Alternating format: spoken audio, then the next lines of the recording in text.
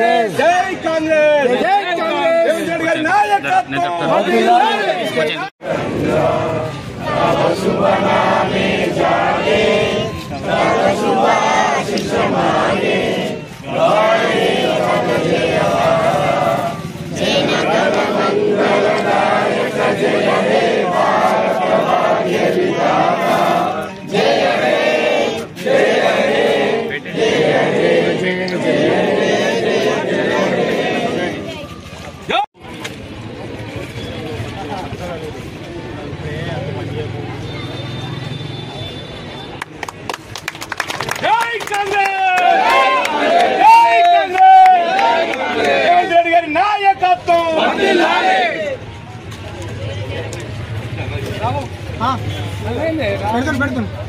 Congress party जिंदाबाद Congress party जिंदाबाद जय कांग्रेस जय कांग्रेस जय कांग्रेस जय कांग्रेस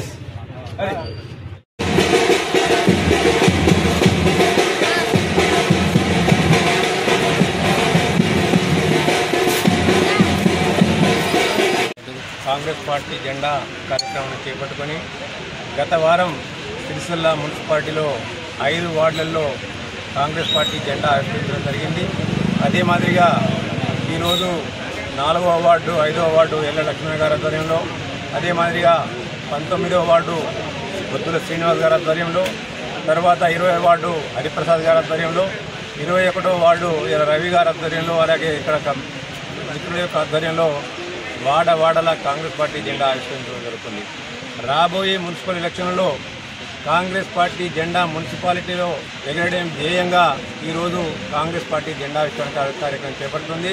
ఇవాళ గత 8 నెలల నుంచి ఏదైతే ఈ రాష్ట్రంలో తెలంగాణ ప్రజల యొక్క ఆశీస్సులతో గౌరవ ముఖ్యమంత్రి రేవంత్ రెడ్డి గారి ఆధ్వర్యంలో ప్రజాపాలన స్థాపించబడిందో, ఆ ప్రజాపాలనలో ఏదైతే ఎలక్షన్ల మూమెంట్లో హామీలు ఇవ్వడం జరిగిందో, ఆ హామీలు 6 గ్యారెంటీల నుంచి మొదలుకుంటే రైతు రుణమాఫీ వరకు కూడా ప్రతి ఒక్క హామీని నెరవేర్చే దిశగా గౌరవ ముఖ్యమంత్రి రేవంత్ రెడ్డి గారి ఆధ్వర్యంలో ఈరోజు కార్యక్రమాలు చేపట్టి మహిళలకు ఉచిత బస్సు ప్రయాణం కానివ్వండి, గృహజ్యోతి పథకం కింద 200 యూనిట్ల కరెంటు ఫ్రీ కానివ్వండి, అదే మాదిరిగా మహిళలకు వడ్డీ లేని రుణాన్ని 10 లక్షల వరకు, ఆరోగ్యశ్రీని 10 లక్షల వరకు, అంతేకాకుండా ఇవాళ 2 లక్షల వరకు ఇవాళ రైతులకు రుణమాఫీ చేయడం జరుగుతుంది. ఇవాళ ఇదంతా చూసిన తర్వాత ప్రజలందరూ కూడా ముక్త కంఠంతో ఊరూరా వాడవాడన పల్లెలు ఇవాళ పట్టణాలన్నీ కూడా రేవంత్ రెడ్డి గారి ప్రజాపాలన చూసిన తర్వాత మేము సైతం కాంగ్రెస్ పార్టీకి అండగా ఉంటాం.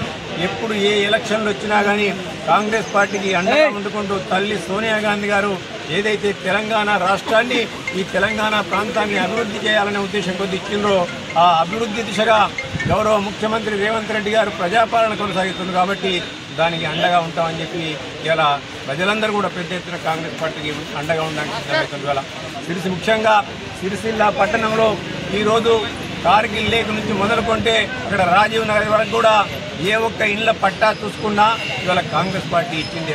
అంతేకాకుండా కాంగ్రెస్ పార్టీ ఈ సిరిసిల్ల పట్టణంలోని నేతల యొక్క ఆకలి తీర్చాలన్న ఉద్దేశం కొద్దీ ఆ రోజుల్లో 13,000 అంత్యోదయ కార్డులు ఇస్తే గత పాలకులు తెలంగాణ రాష్ట్రం వచ్చిన తర్వాత బంగారు తెలంగాణ చేస్తామని చెప్పిన ఇవాళ బడుద్దాయిలో ఈ సిరిసిల్ల పట్టణంలోని ఇవాళ అంత్యోదయ కార్డును 13,000 నుంచి 3,000కు ఇలా దిగజార్చిన ఘనత ఎవరికి దక్కిందా అంటే ఈ ప్రాంతాన్ని దోచుకుని తిన్న ఈ ప్రాంత ఎమ్మెల్యే కేటీఆర్ గారికి దక్కింది. ఇవాళ పైపెచ్చు ఈ బంగారు తెలంగాణ అని చెప్పిన కేటీఆర్ గారు ఈ ప్రాంతంలోని పద్మశాలి బతుకులన్నింటినీ కూడా ఆడుకున్నాడు. వాళ్ళ జీవితాలతోని చెలగాటమాడి బతుకమ్మ చీరల పేరిట ఇలా వాళ్ళకి 275 కోట్ల బకాయిలు పెట్టిపోతే వాళ్ళు ఇలా అన్నమూరు రామచంద్ర అని చెప్పి రాష్ట్రాన్ని అప్పుల పాలు చేసి 77 లక్షల కోట్ల రూపాయల అప్పుల పాలు చేసి ఇలా దివాలా దించి వాళ్ళకి అప్పులు పెట్టిపోతే వాళ్ళందరూ కూడా అన్నమూరు రామచంద్ర అని చెప్పి ఆగమవుతున్న తరుణంలో గౌరవ ముఖ్యమంత్రి రేవంత్ రెడ్డి గారు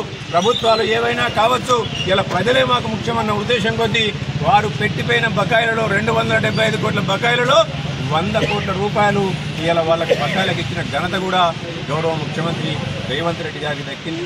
అలాగే యార్డ్ సబ్సిడీ 10 కోట్ల రూపాయలను కూడా ఇలా వర్కర్స్కు ఇవ్వడం జరిగింది. ఇలా దాంతోపాటు ఈ ప్రాంతాన్ని సర్వతోముఖాభివృద్ధి చేయడం కొరకు దీర్ఘకాలిక ప్రణాళికలు రూపొందించి ఇవాళ అనేక రకమైన ఆర్డర్లు ఇవ్వడానికి జీవో నెంబర్ 1 తీసుకొచ్చి కూడా సిరిసిల్ల ప్రాంత ప్రజలందరూ కూడా అండగా ఉండడానికి గౌరవ ముఖ్యమంత్రి రేవంత్ రెడ్డి గారు ఇలా అనేకమైన చర్యలు చేపట్టింది. ఇవన్నీ కూడా ఒకవైపు గౌరవ ముఖ్యమంత్రి రేవంత్ రెడ్డి గారి ప్రజాపాలన చూసి ప్రజలందరూ కూడా ఇలా కాంగ్రెస్ పార్టీకి అండగా వస్తుంటే ఇక్కడ ఉన్న కొంతమంది బీఆర్ఎస్ నాయకులు అధికారం కోల్పోయిందన్న దుగ్ధగోలి ఇలా అనేకమైన ఆరోపణలు చేస్తుంది. ఇవాళ శివరాజకీయాలు చేయడానికి దిగదారిని ఇక్కడ ఇలా ఒక్కరో ఇద్దరు ఇవాళ ఇలా చనిపోతే అది బాధాకరం. ఇవాళ ఎవరు చనిపోయినా బాధాకరం. కానీ ఆ శవాల మీద రాజకీయాలు చేయడానికి ఇలా వాళ్ళందరూ కూడా ప్రయత్నం చేస్తుంది. ఇక వారి హయాంలో చూసుకున్నట్టయితే ఆఖరికి చావును కూడా ఇలా ఒక మంచి వాతావరణంలో చేయడానికి కూడా ఇలా వాళ్ళు ఎక్కడ కూడా సహకరించాలి. చనిపోతే ఇలా శవాలను కోసి ఇలా పోస్ట్ మార్టం చేయకుండా వాళ్ళ ఇళ్లకు పంపించిన వైనాన్ని మనం అందరం కూడా చూసింది. ఈ ప్రాంతంలో ఒక నిర్బంధ పాలన, ఒక నియంతృత్వ పాలన కొనసాగింది. ప్రజలందరూ కూడా ఇలా స్వేచ్ఛా స్వాతంత్రాలతో సిరిసిల్ల ప్రాంతంలో ఎక్కడ చూసినా ప్రజలు ఇలా స్వేచ్ఛా స్వాతంత్రంతో ఉన్నారు.